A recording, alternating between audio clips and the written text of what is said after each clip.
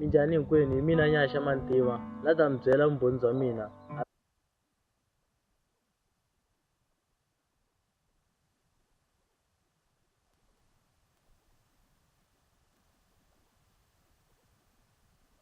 Thank you all so much for sticking around for our combined Sunday school. I'll tell you, as a speaker, it is so helpful when a speaker can see everyone together. So as we stand and sing in just a moment, if you wouldn't mind filling in these two center sections if you're on the main floor, and if you're in the balcony, maybe we can just go into these two center sections here so that our speaker can make eye contact and share God's work. If you would, let's all stand, move into these two center sections, either on the ground floor or balcony, and we will sing one stanza of Across the Lands.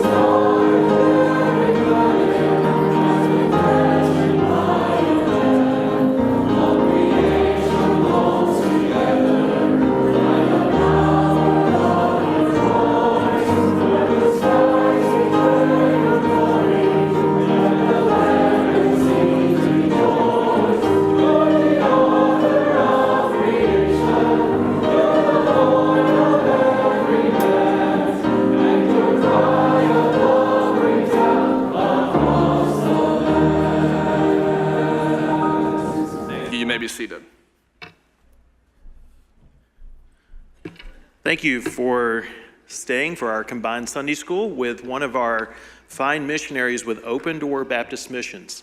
Let me just continue to put it before you that Morningside has a ministry of a local church mission board, Open Door Baptist Missions. It started in 1990, really as a project agency, but after a couple or 3 years, it turned into a sending agency. And we are thankful for how God has allowed Open Door Baptist Missions to partner with missionaries, their home church, and their donors, and the mission to send them to their field of service. So one of the fine missionaries that we have with Open Door Baptist Missions are the Myers family. And they have 5 children: Caleb, Colin, Callie, Carson, and Cameron.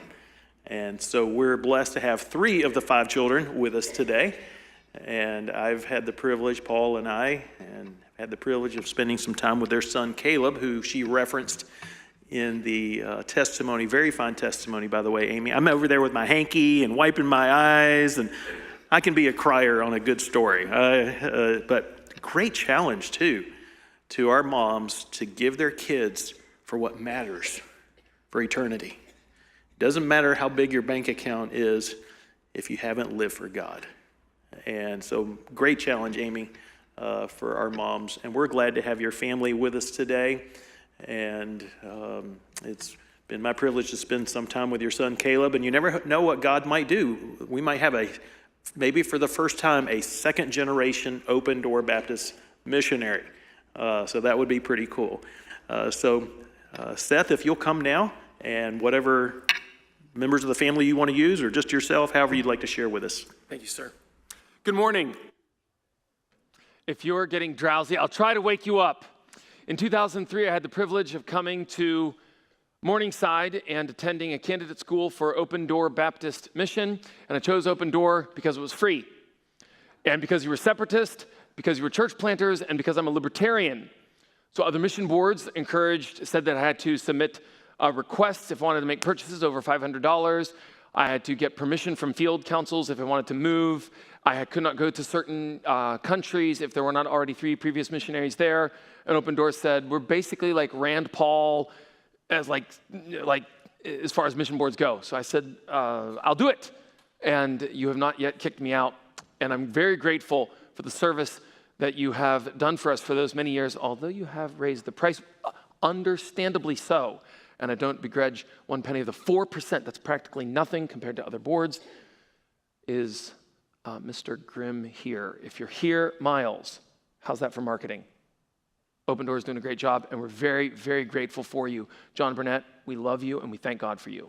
And for this church sacrificing for such cause as that. And I pray that the Lord will richly bless you now and in eternity. For 22 years, we've been in South Africa, but we prefer to say the Tsonga-speaking people because South Africa, as most African countries, has numerous language groups in every country. The country borders were drawn by the colonial powers, as was South Africa, so they have numerous language groups. So our language group would be Tsonga-speaking people. That would be roughly 8 million. So about 3 million or so would be in South Africa. About 4 million would be in Mozambique. If you say, I failed in geography, just think of it like that. South Africa, Mozambique, basically touching. We're in the richer country, South Africa, where you can buy cheese, you can use Visa cards. So, and it's more developed. And then our son Caleb, Lord willing, would be interested to go to the Mozambique, where it's significantly poorer. And yes, the 4% greatly attracts him because he's as tight-fisted as me. Faith standing in the power of God. Can anyone guess what book of the Bible that's from? That your faith should not stand in the wisdom of men, but in the power of God. 1 Corinthians 2, verse 5. Our goal is to raise up missionary children, converts, disciples, whose faith would stand not in the wisdom of men, but in the power of God. That's our goal. So we are against Rice Christianity. Rice Christianity was a term adopted after Charles Gutzlaff and a British diplomat began working in China in the 1800s before Hudson Taylor was sent out, and he paid with his salary many, many Chinese converts, only to find out at the end of his life and after sacrificing much of his salary that many of them were false. They were pretending to be Christian to get the cash from Europe. And he died very discouraged and dismayed that he had wasted all his money because he gave it without heart change. That is, he gave it with a good heart, but cash can't buy conversion. That sounds like a sermon right there. And so we labor to plant churches in such a way that their faith would stand not in the wisdom of men, but in the power of God. That is demonstrated when we are gone. So this morning, since it's a time gap, I received on our Magic phones a video of members of some of the church plants walking to church, and he took a video as they were walking up the hill with about 8 or 9 people trailing off behind who were all walking up to the one church plant. And I rejoiced because that's that. Faith standing not in the wisdom of men, but in the power of God. So what has God been doing, or a work of grace among the Tsonga people of South Africa, 2026? Here's a few things. Tsonga, I talked about that already, 8 million. 1875, Presbyterians went there and translated the Bible because the Presbyterians are just plain clever. They translated the Bible. It took them 54 years, though. 1929 is when the Bible was done. So 54 years. Can you imagine church for 54 years without a Bible? But it was okay because during that time they were trying to, sew dresses and things to, you have to affect everything, all right? So this verse on the bottom, whoever abideth not in the doctrine of Christ hath not God, is from 2 John, and it's in the video, but for time, I'm skipping the video. So if you want to see that video or things like that, come to my next church. But that video is me driving along with this guy. See, I thought it might not do that. Bink. Can you hover on that and click on that video? And then when I tell you, click off it. Or I guess I can use this. Oh, go back. Bink. Will that video play? I'm not techie and don't really care too much about it. So, okay, that's a video. If you want it, well, you can't get it. Okay, we'll just stay there for a minute. I'll just talk about it. That video is one of many I've made. Just driving along, I picked up a guy. He's hitchhiking. We pitch up hitchhikers all the time. So we're speaking in Tsonga in that video. I evangelize him for about 10 minutes, and then I say, would you mind if I video it? He says no. So speaking in Tsonga, I just hold up while we're driving and just said, if you die, where will you go? And he says, I would go to God. How do you know? And there's no Christ. He says, it's because of my lifestyle. And he mentions nothing about Christ, nothing about being born again, nothing about the church, nothing about the Bible. But yet when I say, are you a Christian? He says, yes. And then I say, now, why would you think you're a Christian? Well, I just said, I have a life. Yes, you do have a life. There's no Christ. So at the end, I said, what did you forget? He says, I don't know. I say, well, if I tell you, then you're going to say, oh, I knew that. But it's interesting that you don't tell me before I told you. So I'll give you one last chance. What is it that you've forgotten? I didn't forget anything. You forgot Jesus. Yes, Jesus. What did he do? Wait, yes, he is the Son of God. Yes, he's the Son of God. What did he do? Yes, he does everything. You've forgotten what he's done, so it proves again why you forgot him, because he's not in your heart. Brothers and sisters, that's the conversion of Africa. In the back of my car is a book I was given at the last church. In the front page of the book, it says, a great revival is taking place in Africa, and overwhelmingly, Africa is becoming Christian. That's one of the first lines in the book. Thankfully, the author has a little bit of sense, because in the third paragraph, he says, but for some reason, it has not affected their culture. He's exactly right, because it's not conversion. True conversion brings about a change. 2 Corinthians 5:17. If anyone's in Christ, he's a new creature. Old things, they're basically here the same, but you got a new name. No, they're passed away. All things have become new. Without regeneration, there is no Christianity. That is the problem with Africa. And we want to be missionaries such that by God's grace, that would be changed. So, 3 tenets of most Tsonga churches, because there are churches all across Africa. That's the first paragraph of the book I just referenced. Didn't I just reference a book? Are you sleeping yet? There was a book that's in my car. First chapter says there's a great revival. That's because there's churches all across the continent of Africa.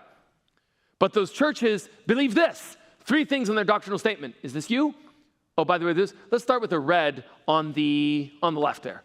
Church of the Jugs is way back in the back. I gave these people a lift. That's my pickup truck on the right. And we were coming from the village way back there. And I was driving along, and they were walking back from church, so I gave them a lift. I'm sorry, Josh, you can just tell me if that's ethical or not to give people a lift from and to false churches. I can't tell. Is it love? Oh, I'll win them by love. Or am I supporting them? Is this like Billy Graham all over again? I don't know. So I gave them a lift, and I dropped them off over there. And on the way, I asked them, oh, are you Christians? How do you know? And guess what their answer was? See the previous slide, okay? So Church of the Jugs, it's named Church of the Jugs because they bring water jugs to the church and bang them for their music.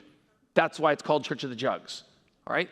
This one is called the Zion Christian Church because they had a missionary from Zion, Illinois, which is 10 minutes from where I was sent out in Schaumburg, Illinois. The missionary was from Zion, Illinois. He came, but then he had to leave, and it's totally syncretistic. These people, they pray to their founder. Everyone in the Zion Christian Church has pictures of their founder in their home, but they're very high.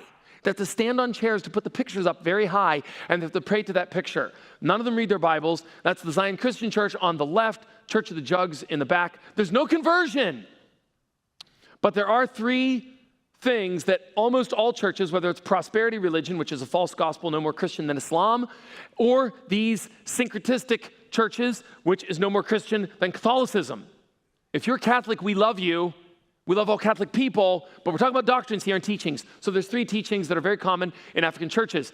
Number 1, concern for this world only. Now, because we're like a university town, eudemonistic. Thank you. Eudemonistic. Eudemonistic is a word that I didn't know until I read a book about African culture. Eudemonistic describes African traditional religion. It is the word that means concern for this life only. Does that sound like people in Greenville? Or maybe in some other Baptist church down the road? Well, they need to be born again too. But the churches here would hold, almost as a doctrinal belief, concern for this world only. So their prayers are about, how can I get healed?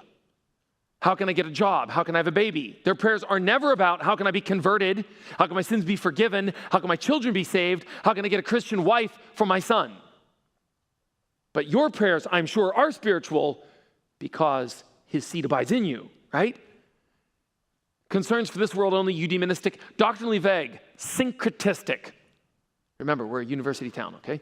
Syncretistic, that means the blending of 2 ideas, so the blending of Christianity and the blending of African traditional religion, or animism. So syncretism would be their doctrinal vagueness. So I wrote a tract in Tsonga and translated in Venda and Shona, the other language groups near us. And the Tsonga tract, the first question is, it's a multiple choice question. The first question is, who is Jesus? Letter A, man. Letter B, God. Letter C, both. People constantly choose man. Sometimes they choose God. Almost no one chooses both. It's like I wrote it right there. And I'll sometimes even point them, okay, well, you could choose both. You don't have to, but you could. No. Both. How could someone be both? You can't do that. Okay. This is common, very common. And the tract goes on with basic questions like that. So very doctrinally vague. No African churches have doctrinal statements, except ours. Fearful of spiritual powers, that is animistic. Animism, very simple. Animism is the belief that there are many spirits, but none of them are on top. What would your world be like if you had many gods, but not one who is absolute? That's Jehovah. I am that I am. That's the doctrine of the absoluteness of God. There is nothing beyond or past. Nothing can change, hinder, or affect or alter him. He is he in himself, by himself, unaffected by all else. He stands by himself in the augustness of the great Jehovah. But when you are animistic, you believe that there are a great number of spiritual powers, and they all have power on their day. And you can't tell whose day it is because they can't reveal themselves. You can reveal yourself if you are a Father and a Son and a Spirit. And if the Son is the Word, being eternally communicated by the Spirit. So these terrible churches have these doctrinal tenets, and I can talk longer on that. And if I were so inclined, I should probably write a doctorate or something, but no, not me. If I were Paul Schleland, maybe. Guy's got 2 doctorates. Here's a cross-section of Northeast America, 2,372 churches found in this particular church search. If you know of a better church search, let me know. I just found this one. All those green dots are churches that teach Jesus is God, believe in him, and you'll be saved. All those churches, 2,372, and I had to zoom in on that, okay? Next is all of Europe. Ready to see all of Europe? Look at the number, memorize the number, 2372. How many digits? That's Europe, Western Europe. You can't see it. You're back there in the cheap seats, maybe you in the front can see it. It's Britain on the west, and then over in the east, it's Ukraine. 239 churches. See the number? Percentage. Tell me the percentage. There's a little pocket of America, not just the Bible Belt, little pocket of America, including Pennsylvania, and there's Europe. What percentage? Amazing. Now let's go check out Africa, which is a much bigger, I'm gonna expand geographically. So a much larger geography, and there's Africa. Now you say, yes, but there are many churches that are not on that list. Fair enough, there's many churches not on that list. But don't you think it's something like proportional? The number of biblical churches in Africa is very rare. Here's what we've been doing. This is in South Africa, up at the top. So is there a pointer up there? No. Very top, you can see Zimbabwe. Well, you can't quite see it. At the very top of the map there is Zimbabwe. On the far west, or the left side, is an X, or an asterisk. That asterisk is where Amy and I built our house, as she mentioned in her tear-jerking testimony. She can tell you many more stories like that, by the way. We used to live at the number 1. And we moved to the asterisk in 2015 after that home invasion. So we moved out. We now live in a city, and we drive from the asterisk the whole way out to number 5. That's a long drive. And that's why you can be thankful you're not paying me, because I'm wasting all your money on diesel. But that's what we're doing right now. So these are the Tonga church plants that we have made over the last 22 years. So there's roughly 8 of them, and 2 of them are indigenous. So I'll show you some pictures of those ones right now. So you see number 1, 2, 3, 4, 5, 6, 7, and they're moving roughly from the west to the east. Number 1 starts at the very beginning of the Tonga-speaking people group. So Tongas start that's the furthest west, something like strategic. We start on the farthest west, and we're gonna move east. Mozambique will be over there by the leafy shrubbery. So our son Caleb wants to live in the bush, literally the bushes, and we are living over here. So the further you move east, you're gonna get more people group, more of the Tongas. So we speak Tonga, and we're with the Tongas. Now you see there's 2 roads there. There's a road, you can see the road going north to the east, but it's above that, and then there's a road going to the east, and it's below. So there's an east-west road that's on the top, and an east-west road on the bottom. The bottom east-west road is the Tonga people group. Then there's a mountain range between those 2 roads, and the top is the road for the Venda people group. I can speak a little bit of Venda, and I speak Tonga, but we haven't done much church planting across the mountain except for that one, Valdesia, pardon me, Valdesia Rock Baptist. That's number 3, church plant number 3 there. Mainly we're doing the Tongas as we head eastward, and we're passing by the Vendas because the Vendas have so many hard sounds in their language. And my wife said, please don't take me to 2 language groups. She's really, really clever and really good with languages, but I thought, you've done a lot. We won't take you to a 2nd language group. So we're planting churches in this way. Here's some pictures of those. No, there's not pictures yet. I'm just getting started on furlough. I don't know my presentation. We've done 8 church plants. There are 99 church members. We usually have 150 people or so on a Sunday morning at all the church plants. But of those, there's 99 members, 5 pastors. Currently, we have 5 pastors. 4 of them are being trained. But there is 0 transfer growth. I think that's maybe the biggest difference, or one of the biggest differences between American churches and South African churches. When we say there's 99 church members, we led them all to Christ. Or, in a few cases, 4, 5, 6 people were led to Christ by Tsonga people after we led the first one to Christ. But none of them were saved before we came. And I don't know of a Christian who was saved before we came. There may be some, but I preach on streets. I drive and travel a lot among the Tsongas, and I have not met someone who would simply say, oh, I'm trusting in Christ and I'm proving it by not living with my girlfriend before I'm married. Simple tests. 9 second-generation Christians so far, but they are all children of members. To this point, we have seen 9 of the children of those who've been converted who have also come to Christ, and we thank God for that. And we saw a testimony 2 Sundays ago while we were here. One of the young men who's 16, he gave a testimony. It's on the next slide, but I don't think it'll play either.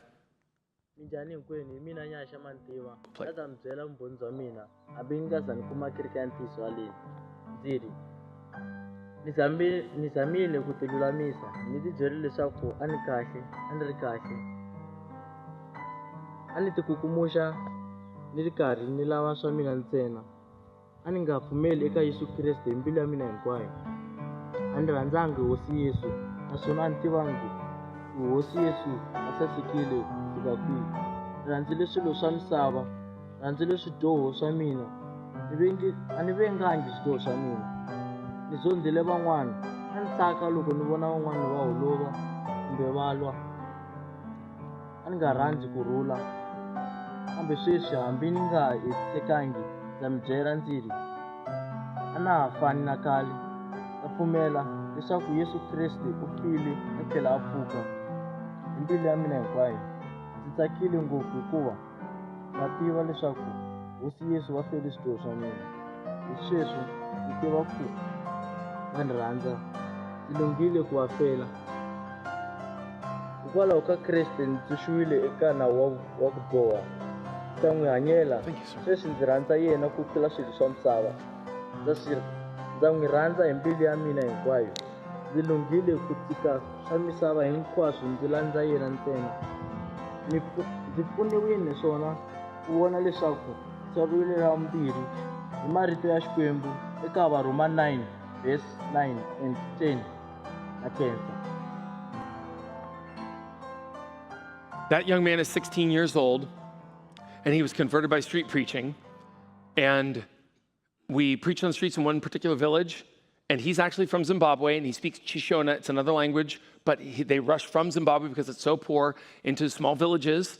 And they came into this village with his mother and multiple children, and he's in this village in a very poor house. He hears a white guy preaching. My kids were there. So after we finished preaching, we played soccer on the streets, and he came and played. We have this rule that if you come for 10 weeks in a row, we give you a free Bible.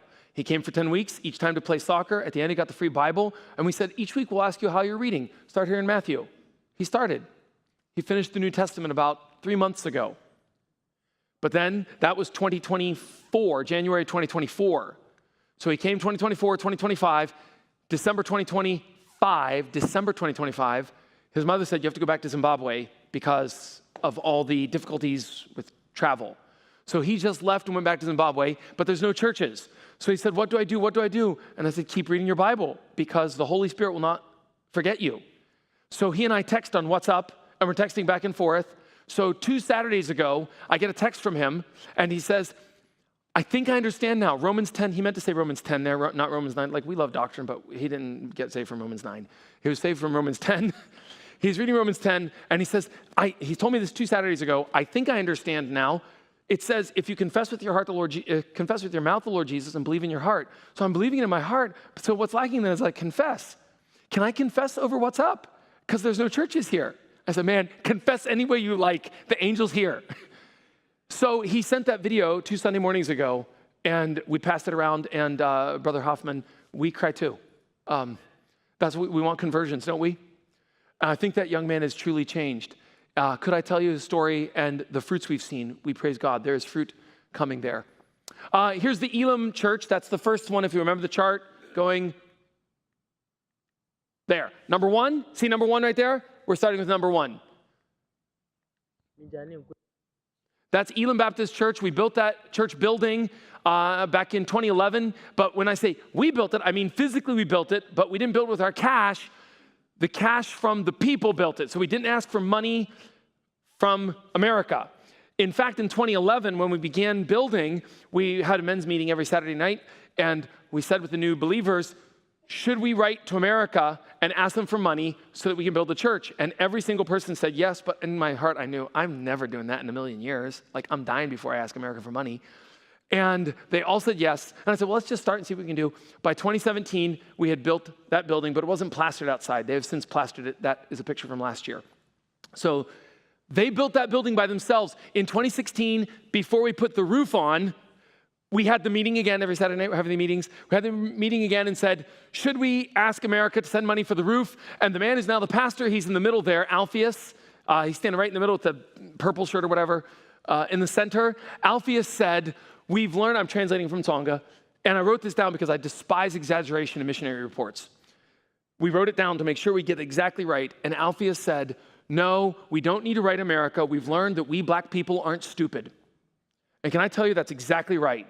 If you're made in the image of God, you work hard, you can raise yourself. You don't need to, people don't need to pretend, well, you can't do it. We can do it, but you can't. No, we can all do it with the Bible and the Spirit and hard work.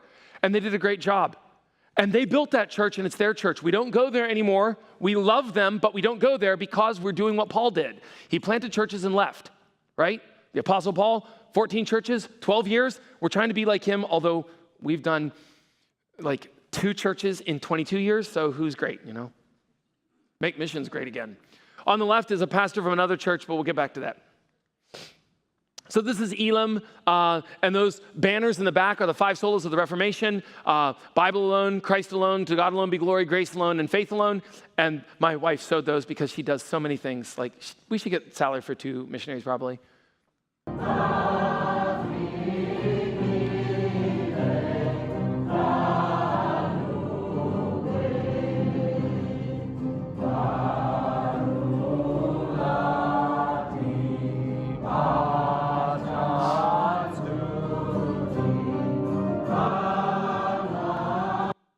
Did I say I hate exaggeration in mission reports? That video is an exaggeration because the implication is that's one church. It's not. That's a joint service, which we do 3 times a year. We try to get all 8 church plants together 3 times a year. And so that's all the church plants. But when all the church plants get together, it's commonly a meal paid for by the people, which means you get lots and lots of people on the side. So it's tricky, see? So I'm just telling you, that's all the people, but within that's about 80 Christians who took the Lord's table. So about 80 believers, not counting missionaries, took the Lord's table on that day, and that's a great encouragement. Here's the same service, but from outside. Flow in the preaching.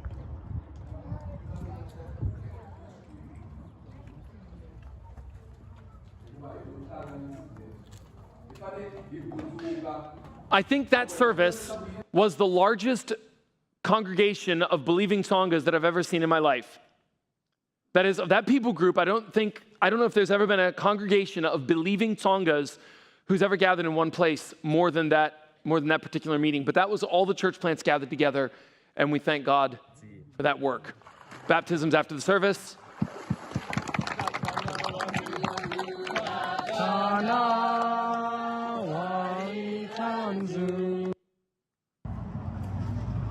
A little work day at the Elam Baptist Church. But the best thing about this work day is that it was inspired by the members. So a few of the young men said they want to clean and work at the church and then have some fellowship So they paid for some food, they're cleaning up, and I came, but I'm not doing anything important here. Just watching as the men are trying to be Christians themselves. So we built that building, but we didn't, there's no town planning laws, there's no zoning rules. We just took a piece of paper and said, well, how about we make it like this? And we didn't know how to build, so we searched YouTube, how to build. Paul Schleyline bought a book, How to Build. So we read the book, watched some YouTube videos, and went out there. But there's no cracks, so I think it works. But this church is now indigenous. It's selfish. It stands on its own. It doesn't need us. We don't go there. We love them. My son Carson really likes them. So every couple weeks he'll say, Dad, can I go to their church? And then we drop him there as we're going to one of the other church plants because he really likes them. And we're glad of that. Over the years, we've done a lot of work with books. So 1929 is a Bible translation, 89 second translation. Talk about version wars already. 2019, we did a catechism that's on the right, that little green, gray, whatever color you call that on the far right. That's our catechism, 135 questions and answers from the Bible. And then on the left, that Mbilu Yabu Kreste, the blue book, is the songbook. So I made a songbook, but because I am not musical, I made a songbook with the lyrics. So the Swiss, that is the missionaries, the Presbyterian missionaries I told you about from 1875. Are you still with me? Did anyone forget slide 6 or whatever we're at? Can't forget these things because it's supposed to be a logical sequence. So they made this songbook. The songbook is on the right. But how many of you play a musical instrument? Please read that music on the right. You can't because it's tricky and it's hard. We can figure it out. But Amy, she's really clever and clued up, and we don't say clever and clued up. We say that over there in British English. I don't remember what. She's very smart. And she has a degree in all those things. Think of how quickly she could have done it if she got her degree from the right school. Sheesh. But anyways, she figured out how to read the musical notation in the book on the right. That's one page. That's A Mighty Fortress is Our God. She figured out how to read that. That's the book they made in 1962. It has about 300 songs, 350 songs. But about 100 of them are Christian, and about 200 of them are liberal because they joined the World Council of Churches in the 1920s. So they began falling away pretty quickly. So many of the songs are work very hard and life will be good. But about 100 of the songs are A Mighty Fortress is Our God, like that one. So we took about 80 or so of those songs. She figured out the musical notation, worked night and day because I don't allow her to sleep. And she just published, the day before we flew out, she published the first Tsonga hymn book, which when we say hymn book, we mean it has musical notation. Because she's now teaching several Tsonga women to play the piano, and there was a piano at that last church. If I skip backward, you can see, but I won't do it because you're all getting tired. There's a piano there, so about 3 Tsonga women being trained? 3 Tsonga women are being trained, and they can plunk out things with the right hand, which is better than me. They can do that, and has the guitar chords on the top, so if you play an inferior instrument, like me, ding-da-ding, C, D, C, D, so you can do that. And then if you are raising yourself to finally become civilized, then you can 88 keys. So thank God for Amy doing that. EBC is a selfish church. That's the Elam Baptist Church. It's selfish. When I say selfish, self-supporting, self-propagating, self-governing, self. That's what I mean by selfish. 33 members, pastor deacon building, 1 deacon, 1 pastor. 2017, the missionaries left. They do verse-by-verse teaching, and they have a regenerate membership. On a Sunday, they have about 50 to 60 people there and 33 members. But they have no title deed. They have no constitution. They have no documents. They did get a bank account a few years ago. That was nice. The money was kept before in an ice cream bucket. I know, that's like bad missionary policy. You can't put that in a book. No business meetings. I tried to get them to do business meetings, but it never caught on. There's no Tsonga word for business. So this is another church. This is the Schleyline's church plant over there across the mountain. And that's a lady who's about to be baptized. We don't have women preachers, although this morning we had some. She quoted the Bible.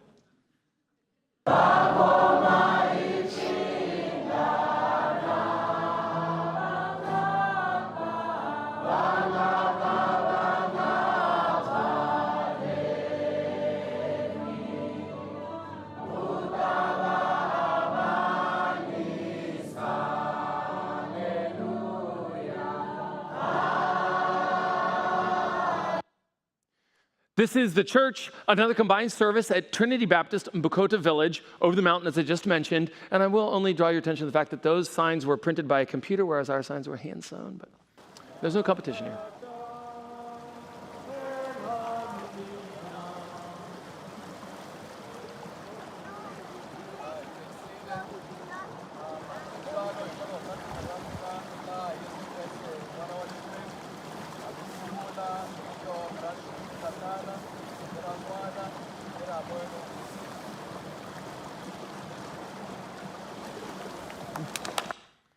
That woman who was baptized, her name is Grace. We found her on street preaching in 2025. As I said, I'll just find a shade in a village. Whenever there's shade, I'll stand underneath it, play the guitar, raise my voice very loud and say, come, come, if you want to hear the Bible, come, come. If you want a free Bible, come. And then just begin my best Charles Spurgeon impersonation. And people will come, and then people will go. And then every week at the same time I return. I'll do that for about 3 to 6 months in a place. If you come for 10 weeks in a row, you get a free Bible. It's really good when they skip after about week 7, because then I don't give them Bible when they come back, and then I'll say, oh, now I have to start over at 1, and that means they have to listen longer. And sometimes they get angry, but then it saves me a Bible. But then commonly, so this woman was one of 3 who was converted in 2025. I was very discouraged. I think I did 16 preaching points in 2025 and saw no converts. And it weighed on me. There was fasting and prayer and great heaviness. And then her mother, that is that woman's mother, was baptized, and then that woman's sister, and then she was just baptized in April on Easter. And now they said, we'd like to start a church in our home, because they're a number of kilometers from this church, and so it's difficult for them to get there. So who knows? May the Lord have mercy on that village. That's Trinity Baptist, 15 members, pastor deacon building, multiple baptized men, but no families. Families are a big thing. They're a great blessing. One more of the ways, if I were like Martin Lloyd-Jones, I would say the greatest difference between the American church and the African church is the presence of the family. But if you'll remember, I already said the greatest difference between the American church and the African church. I already said that once. I could say it about 7 more times in the sermon, the greatest difference. There are no families. When I say no families, I think we have 3 families in all 8 church plants. 3 families in 8 church plants. That means multiple church plants have no families. So it's difficult to build up a core when you don't have husband, wife, and children. So thank God for what you have. And kids, if you go south and you leave the faith, you're a fool. Well, I don't like the way I was raised. Yeah, go live in the rest of the world. You got it so good. Thank God for where you've got it. Love Jesus. Well, they weren't perfect. Yeah, who is perfect? This is the Rock Church, Valdezia Rock Baptist Church. I cannot remember why we called it Rock. I don't know. They were thinking something. So we had no cash. There's a lot of rocks in the area. So we got there one day. Josh, it's amazing. I get to church. We were meeting under a tent that we had put up, that actually Elam and Trinity gave money to put up a tent. We're meeting under a tent. One Sunday I get there, and there was trenches dug for a foundation. The people came and dug trenches without even, I said, did you make a design yet? No, we just thought it should be like this. So you dug the trenches for a foundation without even a design. Okay, that's what you see. So they said, well, we thought we would dig and then you would get the bricks. And I said, well, you were right on you doing the digging, and I'll join you next time for the digging, but I'm not buying the bricks. So, well, then what can we do? Well, there's rocks around here. So we started with the rocks on the foundation, and then we just went on and on. So this is the road going up to church. The rains are dying down now, but maybe we can see outside. That's the road. Thankfully, it's not raining so heavily. We use our 4x4. Our dear, I don't know why you have your 4x4. Grandmother Chauke, she came in the rain and mud, and she was going to walk up all of this. Would you come to church if you had to walk up this? It is as steep as those stairs. That hill is as steep as those stairs. Tita Suka. She says, watch out for the cows. And I said, don't worry, they'll move just now. So they tend to move when you get near. So if you're driving in Africa, many stop and wait for them. Don't wait for them. You approach them and show them who's the boss, and then they move. And you usually don't have to hit them, but you just bump them if you do. And I'm serious, you just bump them very nicely. They move as you just touch them and they move the other way. So this hill is very steep, and we're driving up it because that woman was walking in the rain. She was hit by a car in 2017, so she limps. She's also from Zimbabwe, so she speaks Shishona, but her original language is Kalanga, a different language group. So she moved here to get a job. She got a job, but then when she was hit, she lost her job. So now she can't work. She's very poor. And then she heard us preaching on the streets and came, but she speaks another language. So she couldn't understand it clearly. She came for about 2 years, and she was baptized last year. So she spoke in Kalanga, but I can understand enough. So I translated it for the church. They said they accept her testimony, and she has been a solid and faithful church member since then. We thank God for her. And she's walking with a limp, walking like this, 4 kilometers with that at the end. It's like the final boss in a video game as they get up that hill. So there's supposed to be a video there, but I told them no good at tech. Stuck. Oh, that's an example of the roads. So that's our pickup truck, and we have a winch on the front, 4x4, and we still get stuck, and it makes for a great life for missionary kids. They come and they tell me, Dad, this is so cool. Like, can I use the winch this time? No, let your sister use it this time.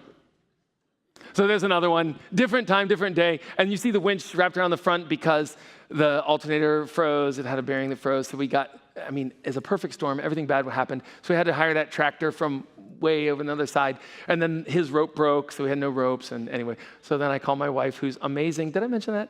She drives out with the other 4x4 and tows us home. So she translates songs, she raises kids, she's cooking meals. She doesn't get praised enough.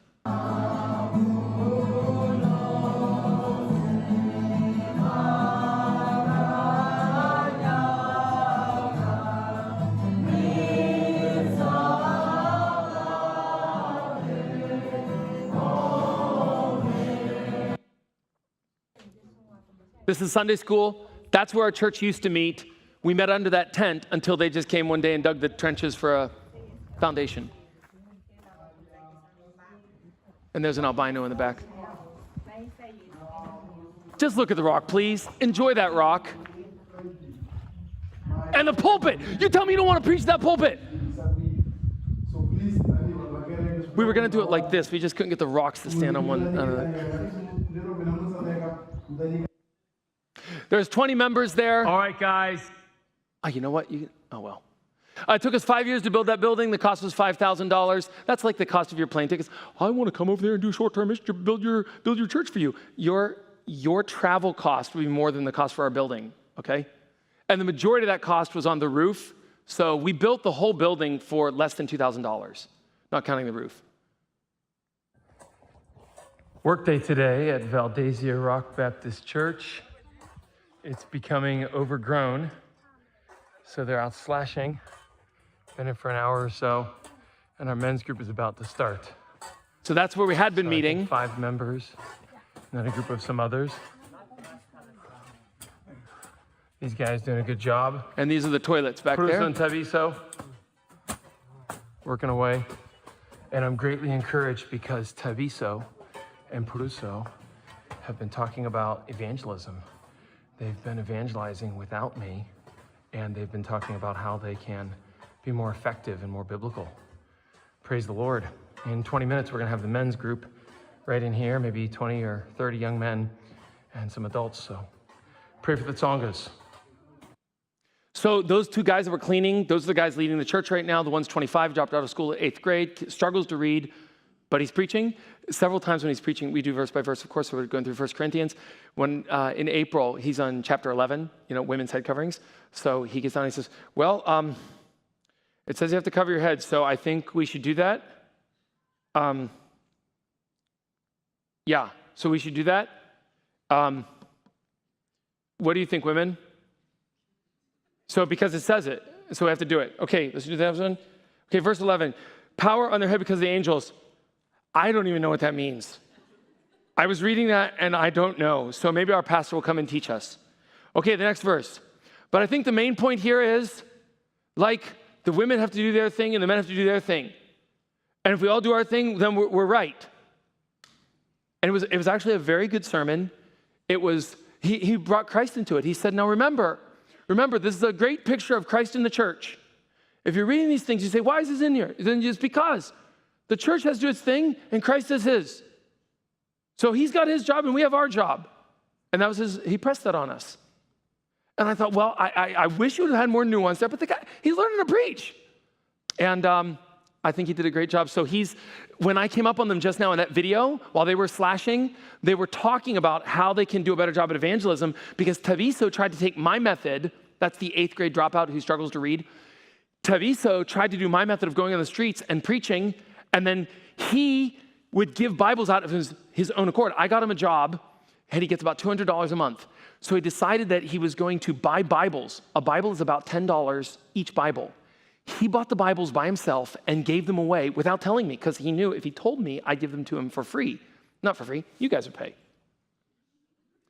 So he said, I don't want that. We want to stand on our own. So he went and bought the Bibles on his own, preached on the streets, and gave them out. But then he said, it's not working. They're not listening. And he said, I think what we need to do is we need to come and talk to them. And so he and Peruso, the other guy, were talking about, the pastor said that he's using the white man's method. Let's try our methods. Let's do it. Go, go, go.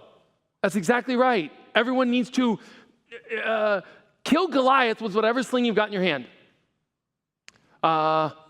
Tabu's on the left, Shongi's on the right, my daughter. 20 members, 10 visitors. On average, Sunday, there's 30 people there. And then the only men would be Taviso and Wisdom. When I say men, we define a man as job, wife, or house. Any of those three we count you as a man. So Taviso and Wisdom both have jobs, but they live with their moms. No wife, no house yet. So what do you say about that? But they're meeting on their own for prayer meetings and a Friday youth meeting. Here's another church plant. We're meeting outside, the roads to the church plant. Here's transport to church. Attending our youth group. You guys have pickup trucks and you haven't even figured out what they're for. Do you not realize that pickup trucks carry people? Like, you can easily put people in there and it's not difficult. They fit very nicely. This is evangelism. We're inviting people to come.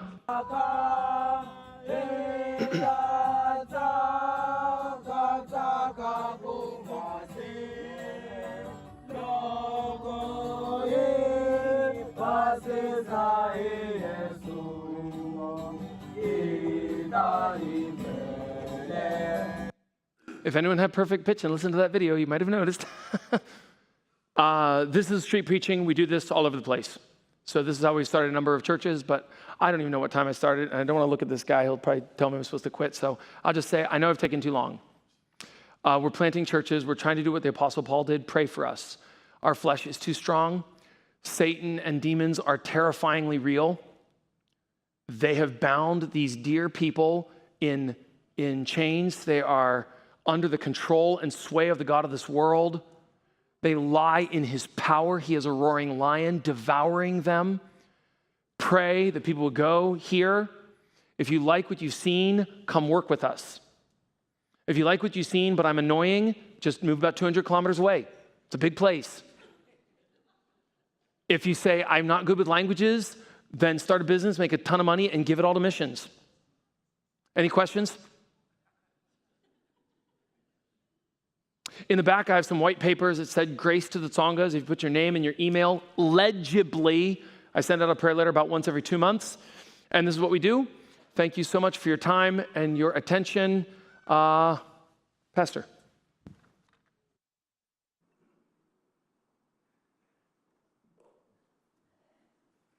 Thank you so much, Seth and Amy. And do you all have a table in the back? Or if you want to just come up and talk to them afterward, we'd love for you to be able to do that. But thank you for staying for Sunday school. You are dismissed.